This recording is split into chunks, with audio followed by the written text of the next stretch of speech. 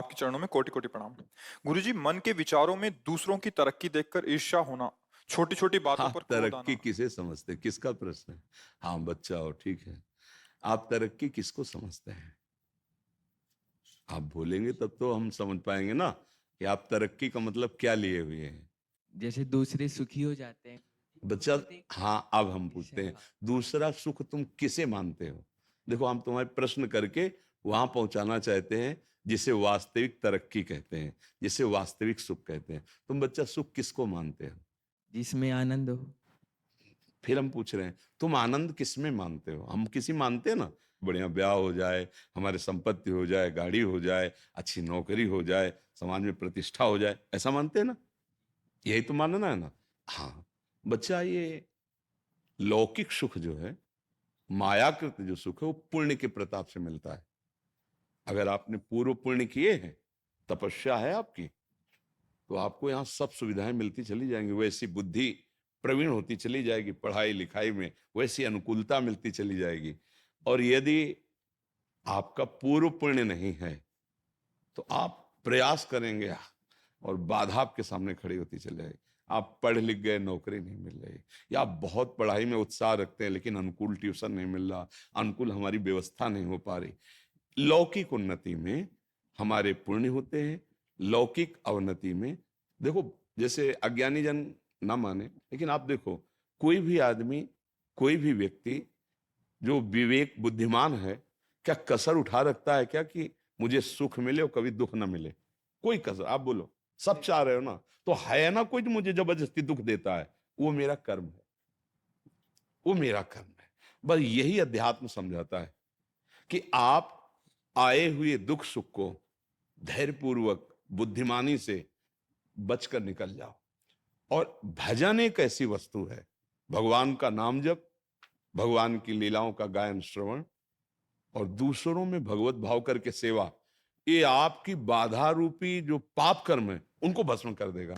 अब ये बात अपने को पता नहीं, ओ ये बात उसको भी पता नहीं जिसको ये सामग्री मिली हुई, सुंदर स्त्री या सुंदर पति या गाड़ी, रुपया, पैसा, जो आप सोच रहे हैं, जिसको देखकर आप ललचा रहे हैं, वो उसके पास वस्तुएं हैं, पर वो भी अशांत है, उसके अंदर भी कामना है, वो भी तृष्णा से युक्त है, भय से युक्त है, और वो मृत्यु से भी भयभीत है। तो भैया कहां सुख हुआ? जो अशांत है तो वो कहां, वो किसी और को देख रहा है। आप देख रहे हैं तो वो किसी और को देख रहा है, वो किसी और को देख रहा है। मतलब आप ऐसे, चूंकि आप बच्चा हो, अभी सबसे मिले नहीं, हम बचपन से बाबा जी रहे तो सबसे मिलके देखा है, वैभव है और राक्षसी वृत्ति है, शराब पीना और बहुत से व्यभिचार आदि प्रवृत्तियां, उसे वो सुख मान रहे हैं। अगर मानो होता, जैसे अपने लोगों को मन समझाता है कि ये सब वैभव, तो वो क्यों रोते हमारे सामने आके? वो क्यों हमसे प्रार्थना करते? क्योंकि हम तो बाबा जी, खाने की व्यवस्था नहीं, कपड़े ठीक नहीं, तो वो तो वैभव संपन्न है, हजारों उनके नौकर हैं, सारी व्यवस्था। जब वो गाड़ी से आए थे, 5-6 गाड़ियां उनके साथ थी और उनके अंग रक्षकों सब ऐसे थे, पर वो ऐसे बात कर रहे थे कि हृदय लग रहा था शास्त्रों में जो लिखा है वो सत्य लिखा है। अनुभव में बच्चे थे तब भी शास्त्र, बस इसीलिए बुद्धि पुष्ट होती चली गई। नहीं नहीं, उस वस्तु को जानना, उस वस्तु को प्राप्त करना है, जिसको प्राप्त करने के बाद कुछ भी चाह नहीं रह जाती। तो बच्चा, भगवान का नाम आपके जो उन्नति में बाधक है उनको नष्ट कर देगा। हमारे जो रसिकाचार्य महापुरुष हैं, उन्होंने कहा है, राधा वल्लभ भजत भज भली भली सब होए, जीते विनायक शुभ अशुभ, विघ्न करे नहीं कोय, विघ्न करे नहीं कोय, डरे कलिकाल कष्ट भय, हरे सकल संताप, हरसि हरि नाम जपत जय। वो विजय को प्राप्त हो जाता है। कोई भी विघ्न, देखो हम डरते हैं कि जैसे बताया गया कि कोई ग्रह तुम्हारे खिलाफ, अगर वो अनुकूल हो जाए तो तुम्हारी उन्नति हो जाए, तुम्हारी उन्नति में अमुक ग्रह बाधक, ऐसा है, ऐसा कोई झूठा नहीं है। ज्योतिष शास्त्र सत्य है, ग्रह नक्षत्रों का प्रभाव हमारे ही कर्म से विपरीत और अनुकूल होगा, वो ऐसे नहीं है। देखो, जितने भी ग्रह नक्षत्र हैं, जितने भी लोकपाल हैं, जितने भी काम क्रोध लोभ मोह मद मत्सर आदि हैं, ये भगवान का विभाग है, शासन विभाग।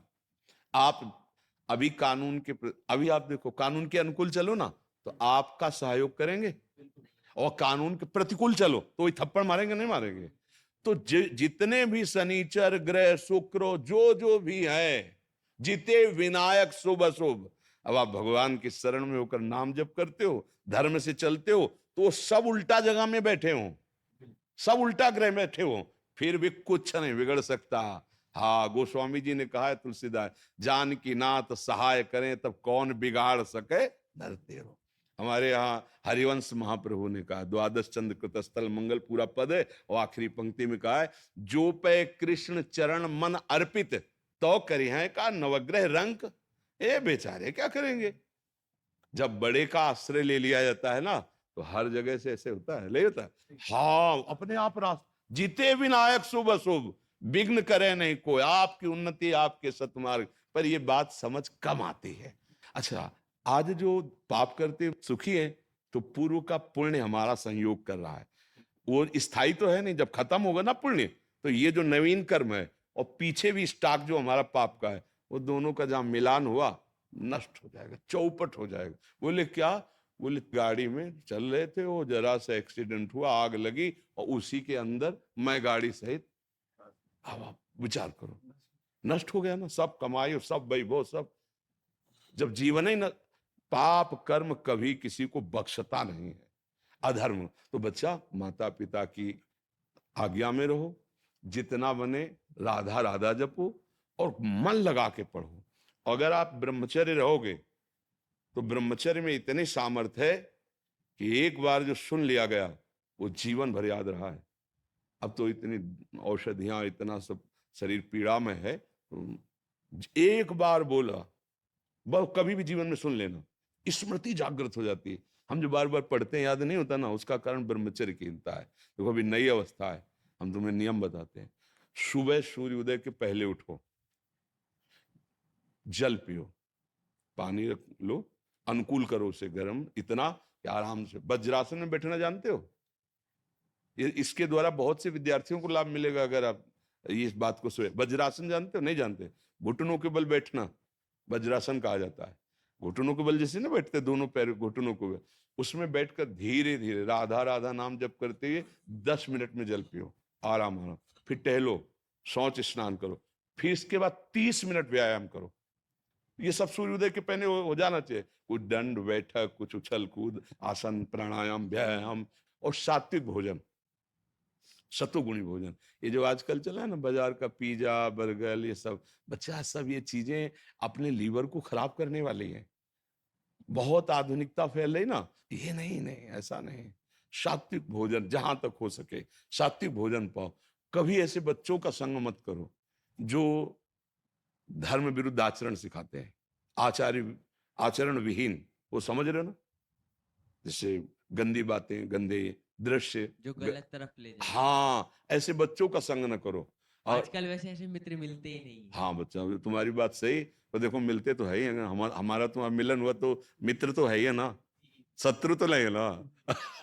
तो अगर खोजोगे तो जिल खोजा तिल पाया, है नहीं? तो सही सलाह मिल रही, तो अब ये भी नहीं कह सकते कि अच्छे मित्र नहीं मिलते, पर अच्छे मित्र बड़े भाग्य से मिलते हैं, और वो बड़े भाग भगवान की कृपा से होती है, और वो कृपा आपके ऊपर है।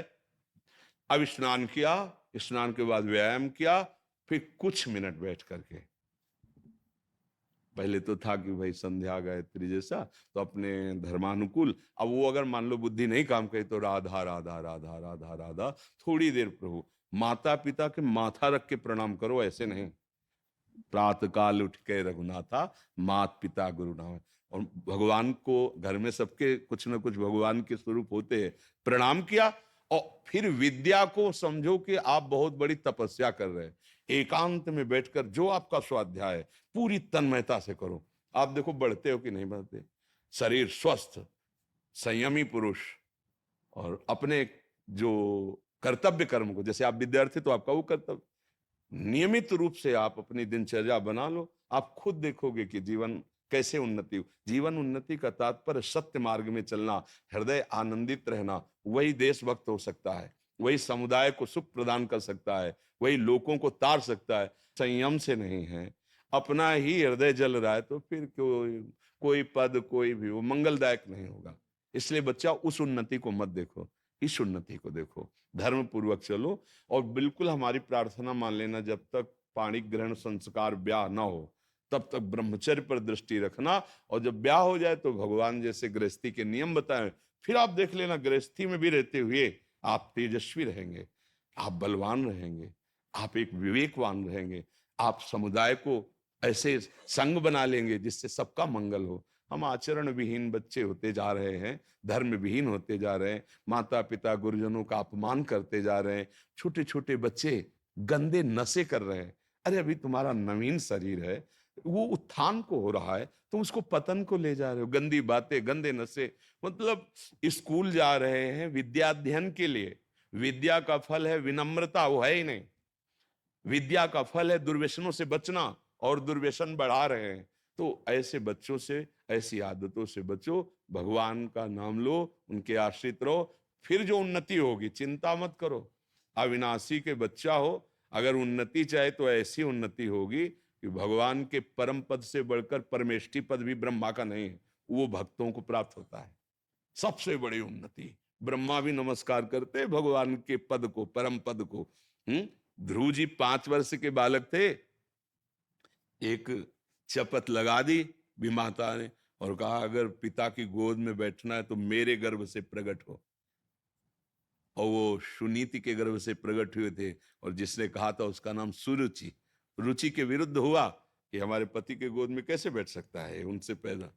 वो माता से जाके बोले माँ ऐसा ऐसा विमाता ने किया।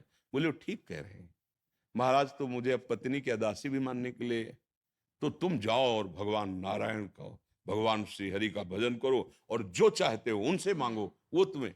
आज भी बड़े बड़े ऋषि मुनि उस पद की परिक्रमा करते हैं जिसमें ध्रुव जी विराजमान है।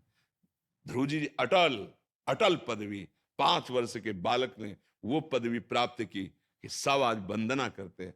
तो अपने लोग क्या नहीं प्राप्त कर सकते? हाँ, जो ध्रुव जी भगवान के हैं वही हम भी तो हैं, हम अपने सब है ना। हम क्या कर रहे हैं? हम अधर्म गलत आचरणों में फंसकर ऊंचाई पर चढ़ना चाहते हैं। अगर गंदे आचरण कर रहे हो, अधर्म कर रहे हो, आपकी उन्नति हो रही तो हर्षित मत होना।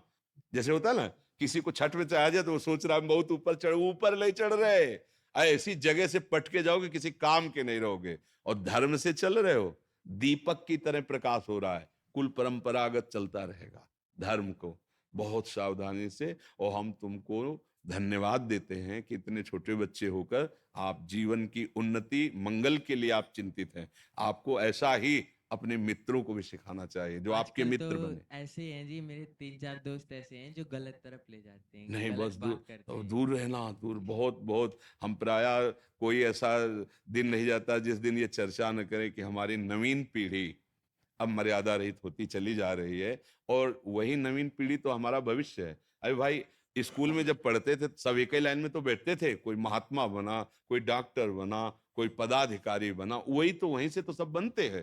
तो हाँ, इसलिए हमारा भविष्य, हमारे देश का भविष्य, हमारे धर्म का स्वरूप वही जागृत होता है कक्षा 1 से लेकर के, और जो पढ़ाई होती है ना उसी में सब होते हैं, डॉक्टर, मास्टर और नेता, संत, महात्मा उसी में सब होते हैं। अगर आचरण पवित्र हो गए तो उठे, और आचरण गिर गए तो फिर गिर गए।